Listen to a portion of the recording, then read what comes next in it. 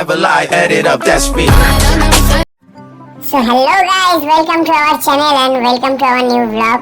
So দেখো এই ক্লিপগুলো তোমার দেখে মনেই হতে পারে অনেক পুরনো। অবভিয়াসলি এটা আমাদের 2026 এর সরস্বতী পূজার ক্লিপ। তো তোমরা ভাবছো এখন কেন আপলোড করছি বা এখন কেন তোমাদেরকে দেখাচ্ছি। সো গাইস, সত্যি কথা বলতে আমার ক্লিপগুলো এডিট করাই ছিল, কিন্তু আমার টাইম ছিল না তোমাদের সঙ্গে শেয়ার করার। সো আজকে আমি টাইম পেয়েছি, সো মনে হলো তোমাদের সঙ্গে শেয়ার করি। দেখো আমরা বর্ধমান কালনায় পৌঁছে গেছি অলরেডি, ঠাকুর আনতে গেছিলাম। এই যে আমরা মৃৎশিল্পীর কারখানার সামনে সবাই উপস্থিত। কি করে ঠাকুরটা আমরা গাড়িতে তুলবো সেটাই তখন প্ল্যানিং চলছিল। আমাদের পাশে দাঁড়িয়ে ছিল আমাদের মৃৎশিল্পী শ্রী তাপস পাল। বর্ধমান কালনা থেকে আমাদের সব বন্ধুদেরই ইচ্ছা ছিল ঠাকুরটা নিয়ে আসবো, যেহেতু কালনায় তোমরা অনেকেই জানো সরস্বতী পুজো খুব বিখ্যাত। সো ওই দাদার হাতের ঠাকুর আমরা নিয়ে এসেছিলাম তাপস পালে। এই যে দাদার সামনে দাঁড়িয়ে আছে, আমরা আস্তে আস্তে আস্তে তুলেছি। এই দেখো ঠাকুরকে আমরা গাড়িতে তুলেছি। এবার আস্তে আস্তে আমরা ঠাকুরকে সেট করে বেঁধে নিয়ে আমাদের বাড়ির দিকে রওনা হব। তো আমাদের পাড়ার দিকে রওনা হব, তার আগে আমরা ঠিক করে দেখে নিচ্ছি ঠাকুর উঠেছে কিনা গাড়িতে। সব বন্ধুদের মধ্যে চেল্লামেল্লি চলছে, একটা কোলাহল চলছে আর কি, মজাও হচ্ছে। সবাই মিলে এত দূরে ঠাকুর আনতে গেছি। এ দেখো আমরা অলরেডি বেরিয়ে পড়েছি।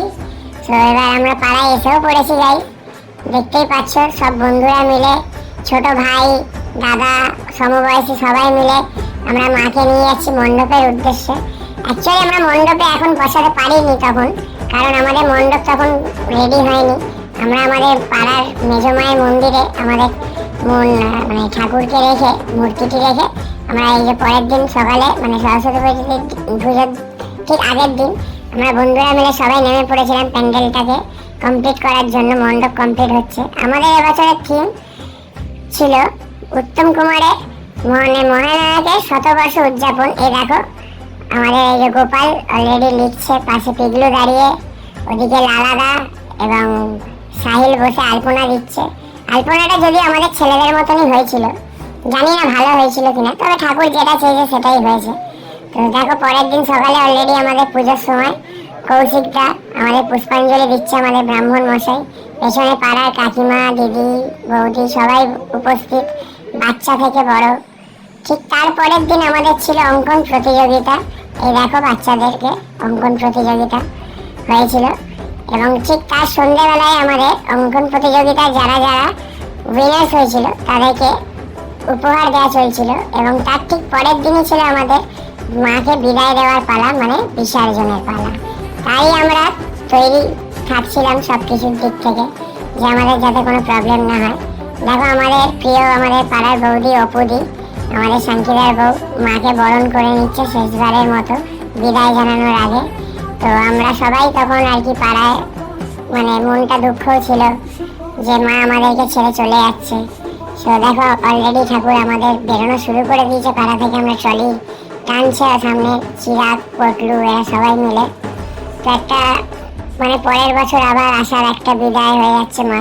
পরের বছর একটা আশা নিয়ে মাকে আমরা আবার সবাই বিসর্জন দিতে যাচ্ছি, পাড়ার ছোট বড় সব বন্ধুরা, দাদা কাকা সবাই মিলে। আর সবচেয়ে বড় কথা, আমাদের পাড়ায় নিজস্ব বাচ্চাদের বাজনাও আছে, কুরকুরি বাজনায় দেখো সুব্রত নাচছে, ঘুম্বা বাজাচ্ছে। সব আমরা নিজেদের মধ্যে খুব আনন্দ করি এই পুজোটায়। তো অলরেডি সেই শেষ টাইমের সময় চলে এসছে, শেষবারের মতো মাকে বিদায় জানানোর সময়। তো মাকে এখানে ঘোরানো কমপ্লিট করে আমরা গঙ্গাবক্ষের দিকে নিয়ে যাচ্ছি। দেখো সব বন্ধুরা মিলে, ভাইরা মিলে ধরে ঠিক করে যাতে মায়ের কোনো প্রবলেম না হয়। তো একটা সবারই মন খারাপ, মা চলে যাচ্ছে। দেখো অলরেডি মাকে বিসর্জন দেওয়া হয়ে গেল। তো পরের বছর আবার দেখা হবে বন্ধুরা, আবার একটা সরস্বতী পুজো আসবে। তো বলো বলো সরস্বতী মাই কি জয়। আবার এসো মা, আবার এসো সামনের বছর।